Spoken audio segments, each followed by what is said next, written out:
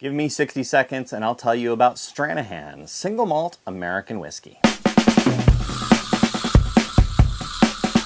Hello fellow whiskey lovers, welcome to 60 Second Whiskey Review number 59. I'm Ari, the Whiskey Guy. If you're on Twitter, give me a follow, won't you? You can find me on Twitter as @WhiskyGuy, with no E in whiskey, with links to fun articles, news, and the occasional rant. Again, that's @WhiskyGuy on Twitter. Let's get into today's whiskey. On a recent trip to Portland, Oregon, I stopped by the Highland Still House, a bar with one of the largest collections of whiskey on the West Coast, who recently purchased their own barrel of Stranahans, and they have bottles available. You can purchase drinks at the bar. This review is for that barrel, cask number 12-1557. Stranahan's is Colorado-made single malt, though you likely wouldn't guess it. It's a sweet and corny nose. I'd guess it a bourbon or a Canadian whiskey.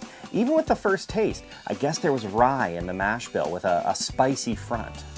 Look at the bottle and see 47%, and you'll realize the exact same mistake that I made.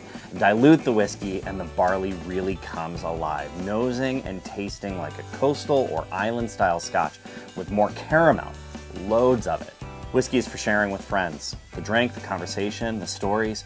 A great bottle with a unique whiskey inside and a fun story to tell at about $60 a bottle.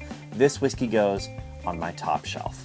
And that's Stranahan Single Malt Colorado Whiskey in 60 seconds. When you sign up for the Whisky Guy newsletter, you get the news first from the Whisky Guy, plus discounts on items in the Whisky Guy store. Sign up to the Whisky Guy newsletter at thewhiskeyguy.com/newsletter. But before you go, click that like button and don't forget to subscribe.